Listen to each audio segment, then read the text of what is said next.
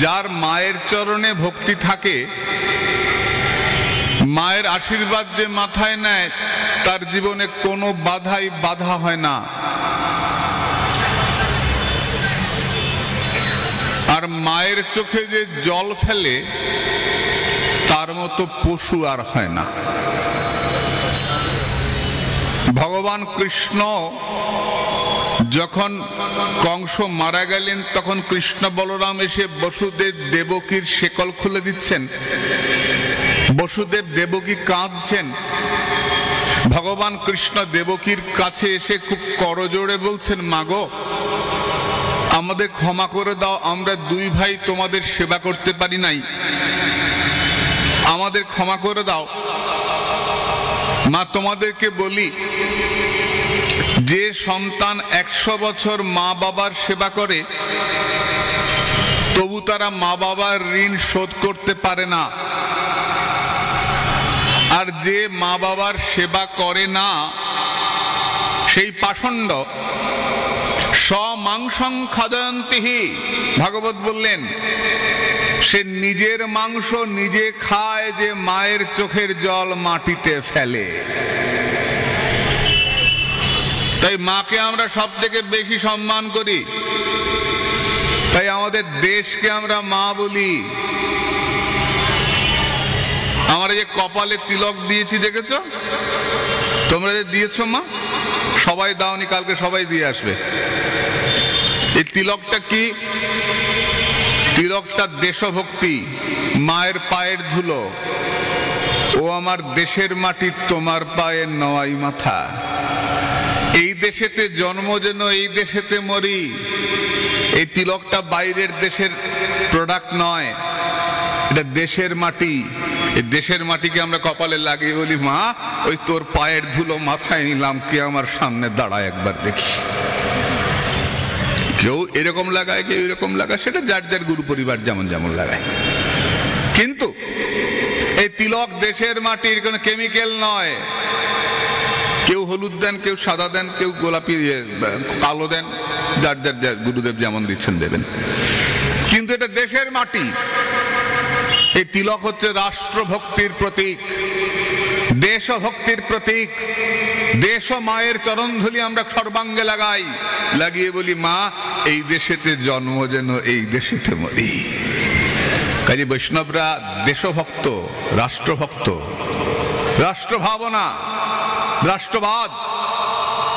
এই তিলক, মায়ের পায়ের ধুলো, আমরা দেশকে জননী বলি। আমরা মাকে বেশি সম্মান করি। মহাপ্রভু মাতৃভক্ত শিরোমণি।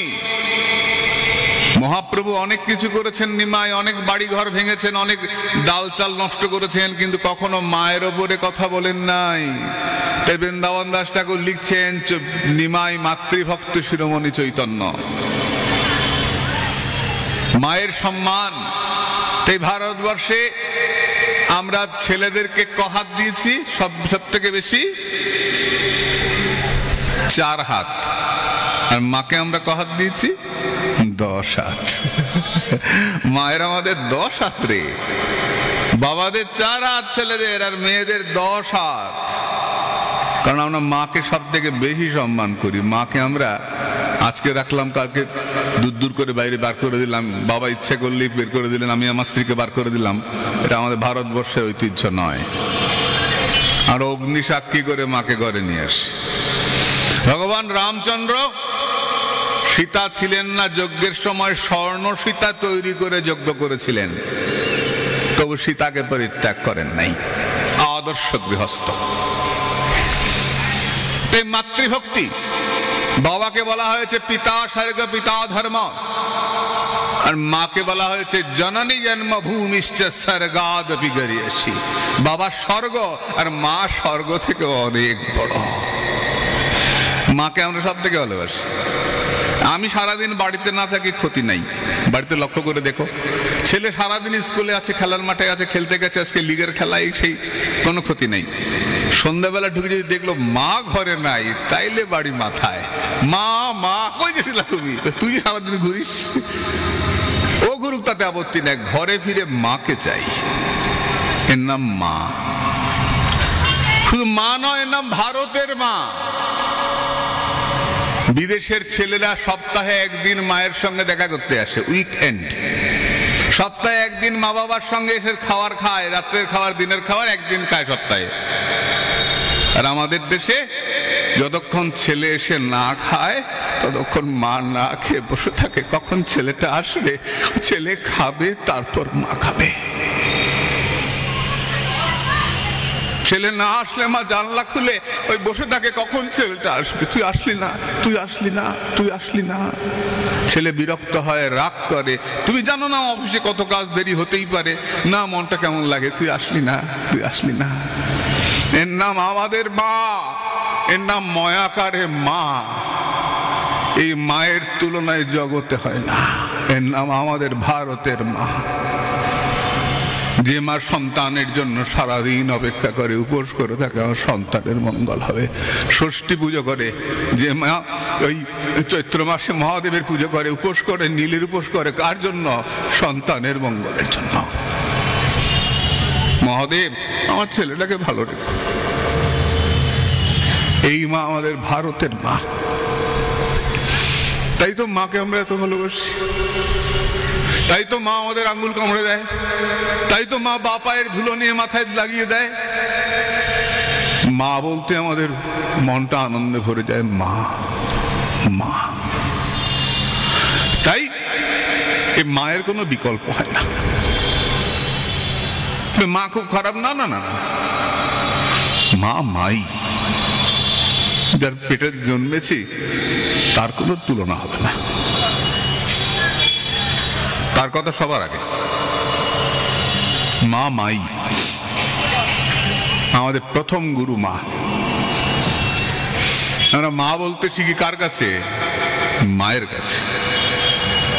মায়ের কাছে মা বলতে শিখি, মা। এর তুলনা হয় না। আমাদের দুর্ভাগ্য রে মা, আমাদের মাগুলো যখন বৃদ্ধাশ্রমে পড়ে থাকে,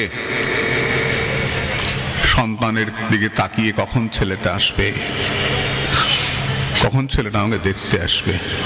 আমি মাঝে মধ্যে বৃদ্ধাশ্রমে যাই, মায়েদের সঙ্গে কথা বলি, তাকিয়ে থাকে কখন ছেলেটা আসবে, কখন ছেলেটা আসবে।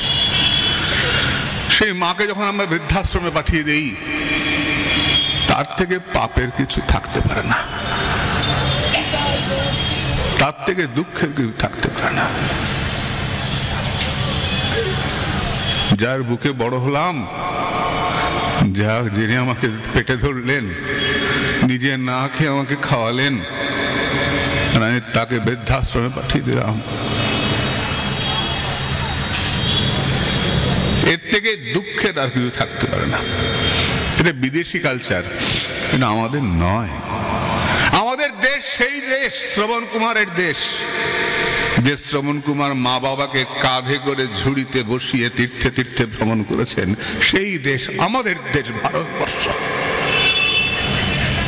মা বাবাকে কাঁধে করে নিয়ে ঘোরার দেশ, মা বাবাকে সেবা করার দেশ আমাদের দেশ ভারতবর্ষ।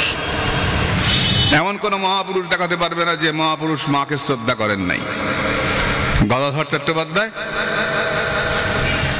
কাপড় টুকরো করে ছিঁড়ে পড়ছেন, মা ছুটে এলেন, আরে গদাই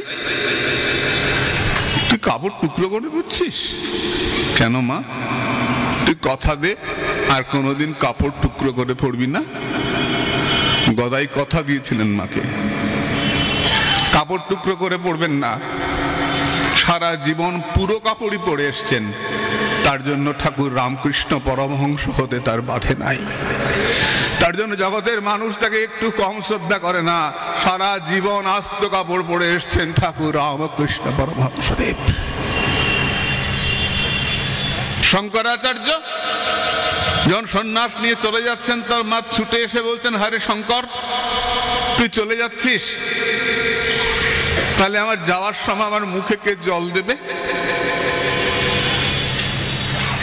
শঙ্কর বলছেন, মা আমি আসবো।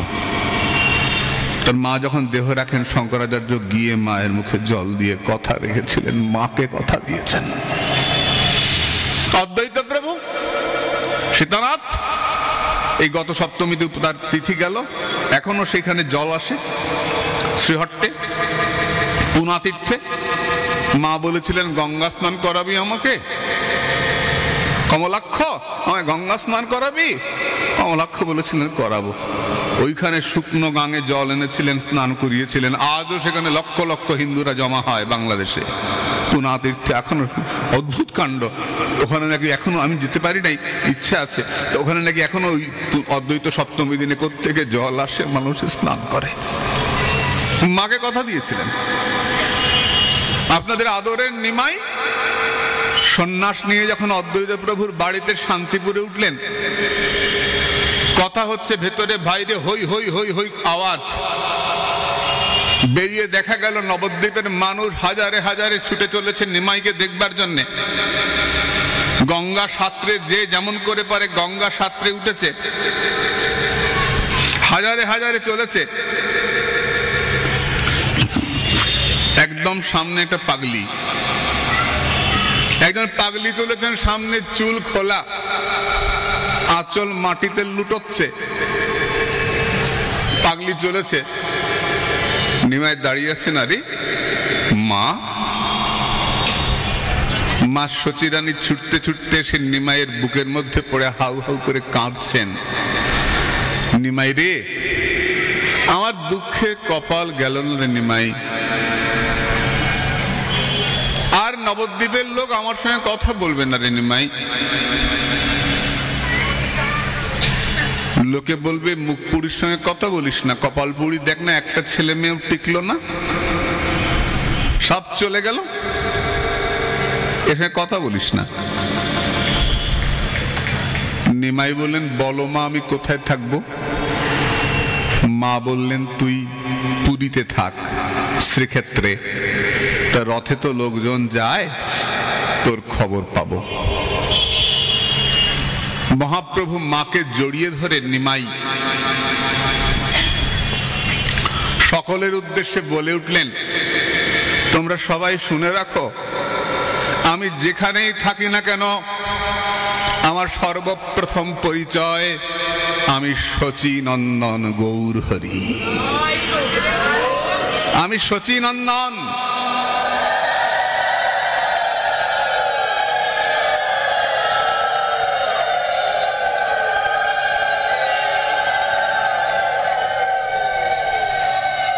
আমার এই শচীনন্দন নামটা যে উচ্চারণ করবে,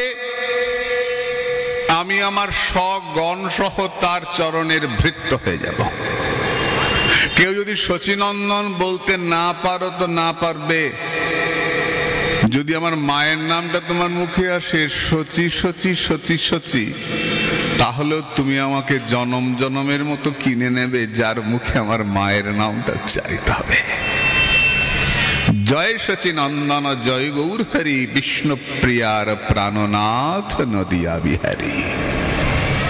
শচীনন্দন মাতৃবৎসল, মাতৃভক্ত শিরোমণি গৌর হরি। তা আমাদের ভারতবর্ষের এটা সম্পদ, মাতৃভক্তি। আমরা মাকে খুব মানি, সে দেবতারাও মানে, মানুষও মানে, অসুররাও মানে। ঘটোৎকচ মায়ের কথা মেনেছিল না, বর্বরিক মায়ের কথা মেনেছিল না। মা যা বলবে তাই মা বলেছে। আমার পরীক্ষিত তিনিও মাতৃবৎসল। উবাচ সদরং রাজা পরীক্ষিত মাতৃবৎসলঃ। হাসছেন মাগো, ভালোই হয়েছে। শুকদেব চলে যাওয়ার পরে আমি ভাবছিলাম যা শুনলাম তা চুপচাপ মনে মনে চিন্তা করব, কিন্তু শ্রবণের পর তো কীর্তন করতে হয়। শ্রবণং কীর্তনং বিষ্ণু স্মরণম, তারপর স্মরণ করতে হয়। স্মরণ প্রথমেই আসে না, কীর্তন করতে করতে স্মরণ করতে হয় রে মা। বলে চিন্তা করলে আর কীর্তন করবো কেন?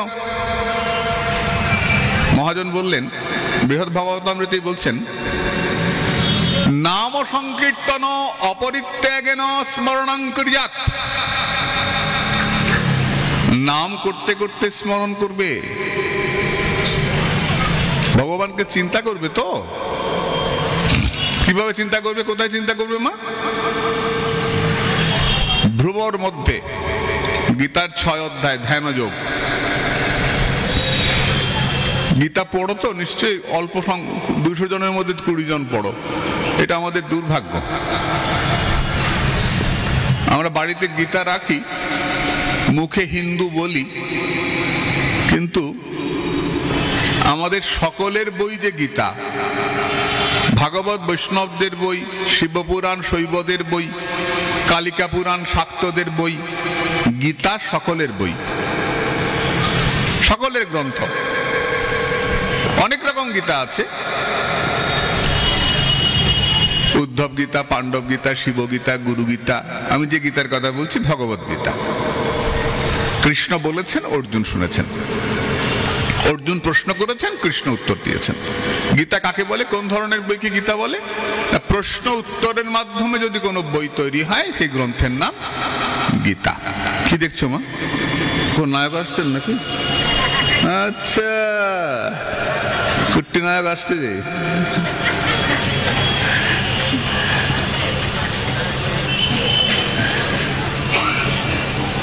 হরে কৃষ্ণ। আচ্ছা, উলু দিয়ে না একবার, প্রভু আসছেন।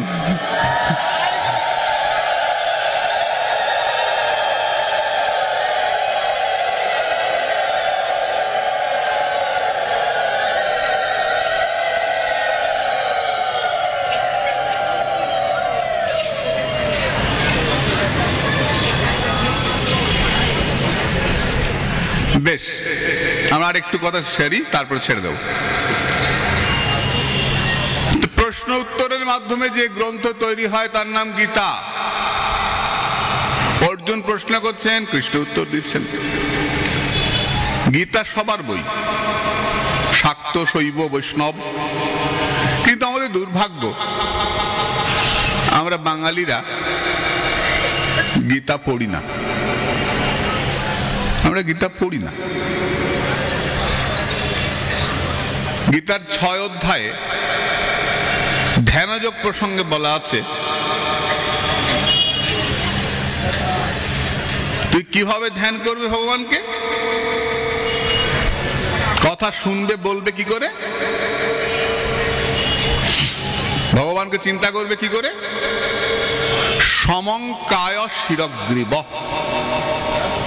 মেরুদণ্ড, ঘাড়, মাথা সোজা করে বসবে।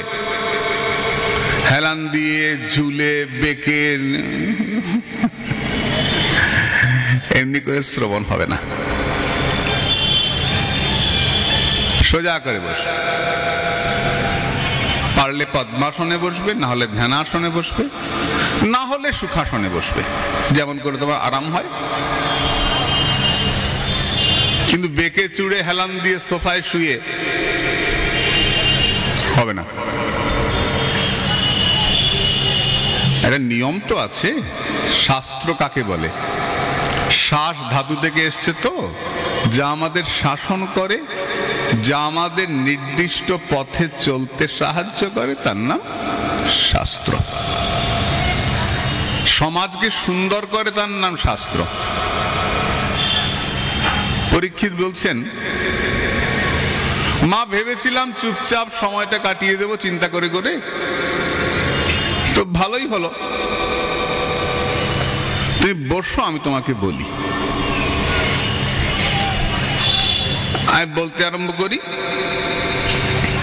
মাতর যদ্যপি কালে अस्मिन्, আমি ভেবেছিলাম চুপচাপ থাকবো, তোমার প্রশ্ন আমাকে মুখর করেছে, মুখরিকৃতা। ভাগবতে বলেছেন যে সাধুর কাছে গেলে যে সাধু কখনো কথা বলেন না, সেই সাধুও তোমার সঙ্গে কথা বলবেন যদি তুমি তার সঙ্গে হরি কথা বলো।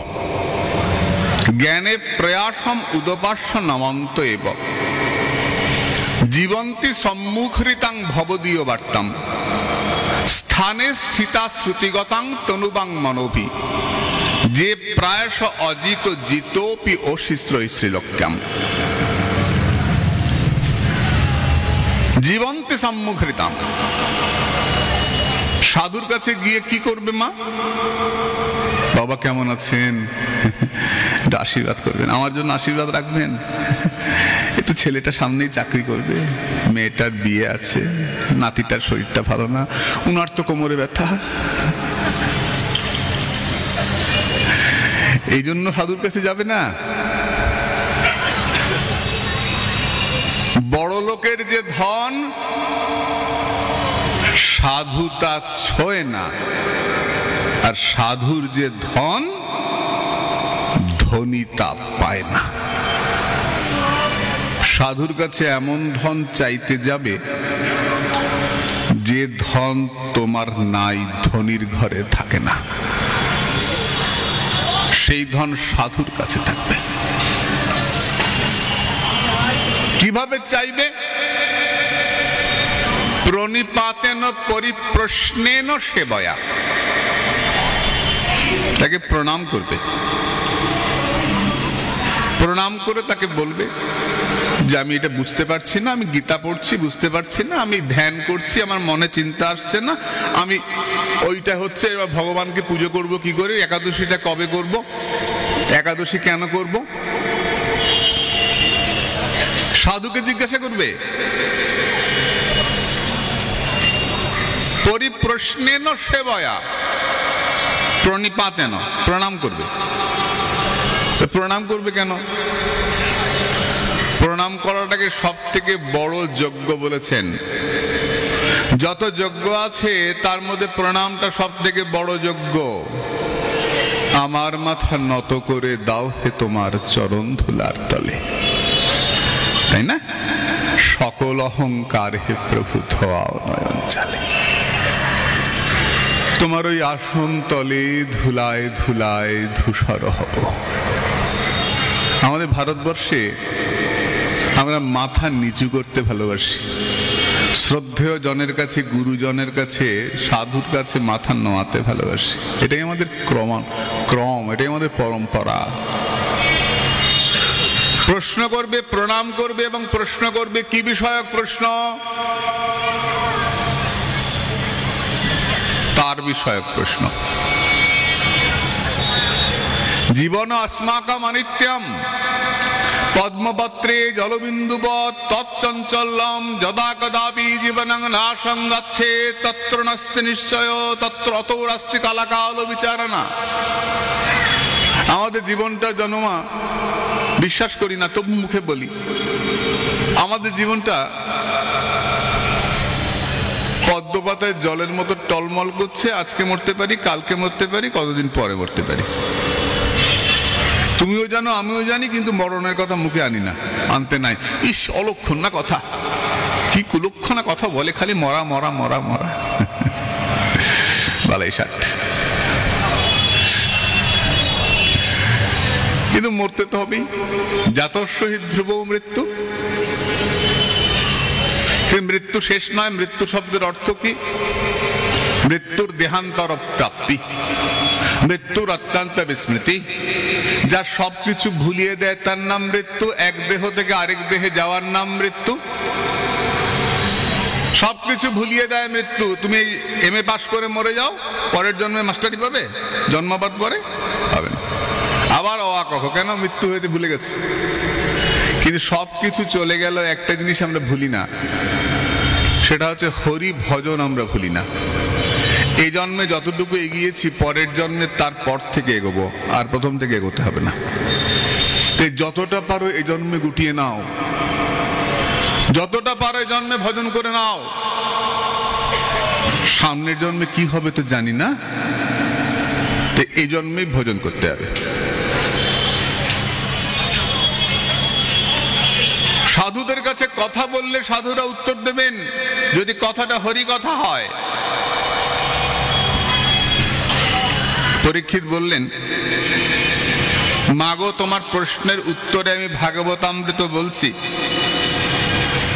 তুমি শোনো। এই ভাগবতামৃত মহারসময়।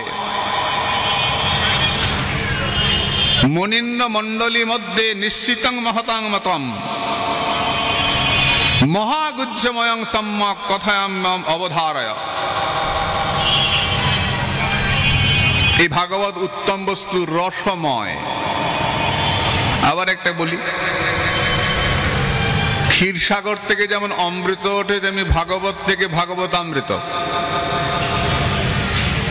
রসময়। আমরা এই সংসারে বলি না, জিস কি রসের কথা বলে, কি রস, রসের কথা। তো রস কাকে বলে বলো, কেউ বলো না। অনেক প্রশ্নের উত্তর তো দিচ্ছ। গীতা কাকে বলে? কি বললাম, গীতা কাকে বলে? প্রশ্ন উত্তরের মাধ্যমে যে বই তৈরি হয় তার নাম গীতা। মনে আছে তো? বেশ। সাধু কাকে বলে? সার অসার বিচার করে অসার ছেড়ে যিনি গোবিন্দচরণকে সার করেছেন তিনি সাধু। কালকে প্রশ্ন করবো, কিন্তু পারলে একটা চকলেট দেবো, নিয়ে আসবো কালকে চকলেট। তিনি সাধু। বইটাকে কাকে বলে? অনেক কিছু বলছি রে, না মনে রাখলে আর বলবো না কালকে। দূর, দুইটা গল্প বলে ছেড়ে দেবো। বিরাগ। বেশ, বা বা বা, কালকে লজেন্স। রস কাকে বলে? মহারসময় গ্রন্থ। কালকে তোমরা সবাই তিলক করে আসবে, তাহলে ভালো ভালো কথা বলবো।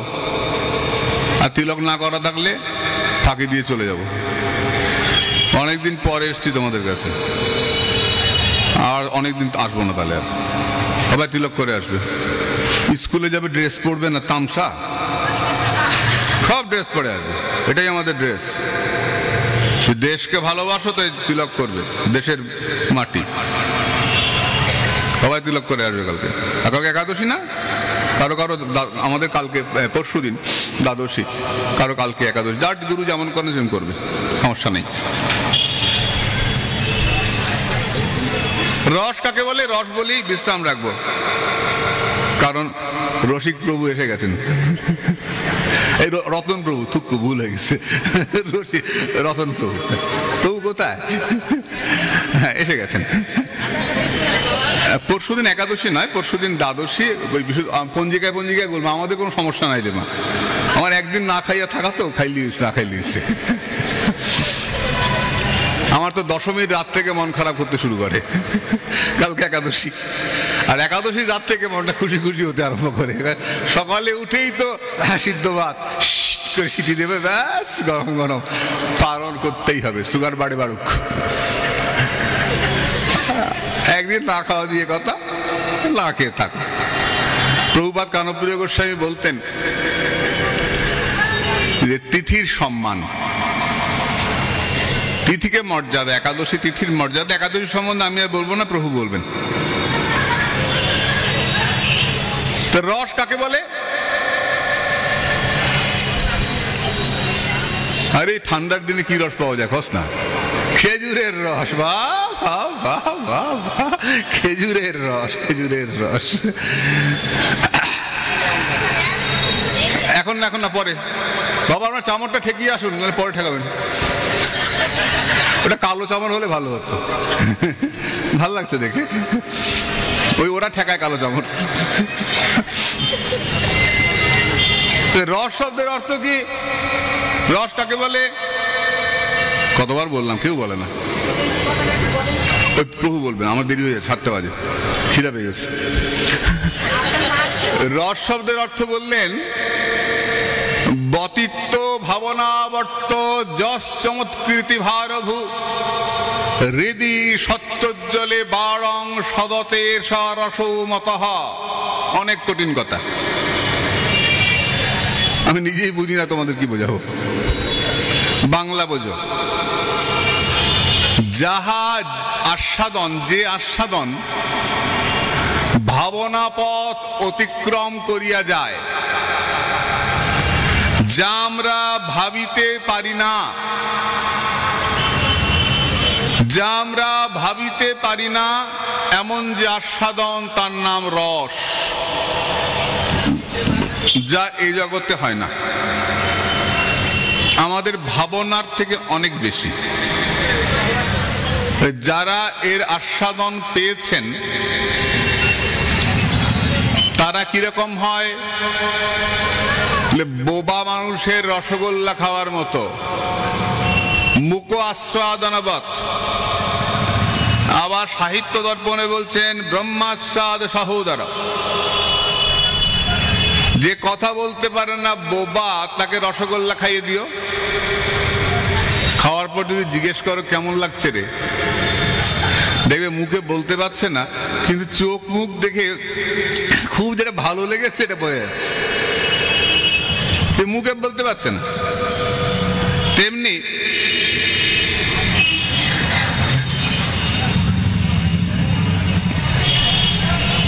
যিনি একবার হরিলীলা আস্বাদন করেছেন, যিনি হরি দর্শন করেছেন, তাকে জিজ্ঞাসা করো কেমন তোমার গোবিন্দ, মুখে বলতে পারবে না, চোখের জলে যখন বুক ভেসে যাবে দেখে বুঝতে পারবে ভালো লেগেছে।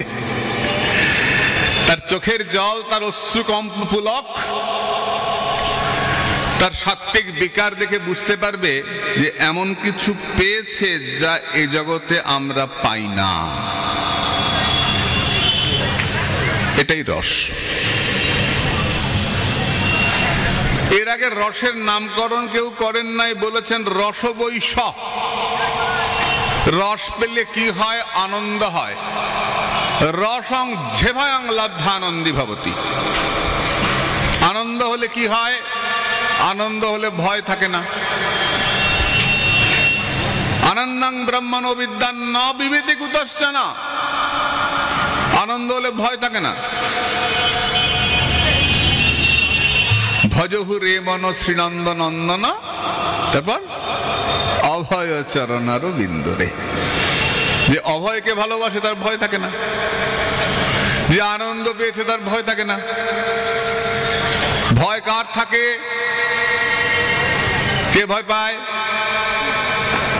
ভাগবত বললেন ভয়ং দ্বিতীয় অভিনিবেশতা। যে এক নম্বর ছেড়ে দুই নম্বরকে ভালোবেসেছে, অর্থাৎ যে গোবিন্দ ছেড়ে সংসারকে ভালোবেসেছে, তার ভয় হয়। আমাদের ভয় হয়, সংসারী লোক আমরা, থাকলেই যাবার ভয়। যার টাকা আছে টাকা যাওয়ার ভয়, যার কুল আছে কুল যাওয়ার ভয়, তার যার সৌন্দর্য আছে সৌন্দর্য যাওয়ার ভয়, যার প্রাণ আছে তার প্রাণ যাওয়ার ভয় আছে না? ভয় তো আমাদের সবাই আছে। অন্ধকারে ছেড়ে দাও, মা গু যেতে পারবো না, বলে কেন? ভয় লাগে। কি ভয়? সাপে কাটবে ভয়, ডাকাতে ধরবে ভয়, তাই তো ভয়। যার টাকা আছে টাকার চিন্তায় ঘুমায় না, টাকা চলে যাবে ভয়। ভয় নাই কার? বলে যার নিজের কিছু নাই, যে নিজের বলতে যা কিছু সব গোবিন্দ চরণে সঁপে দিয়েছে, তার কোনো ভয় নাই। বলে আমি তো রাখবো না, রাখবে তো।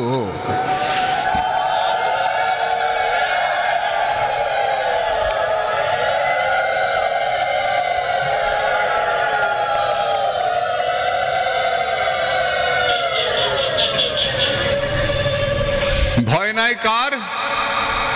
আমি আর কারে বা ডরি, আমার প্রভু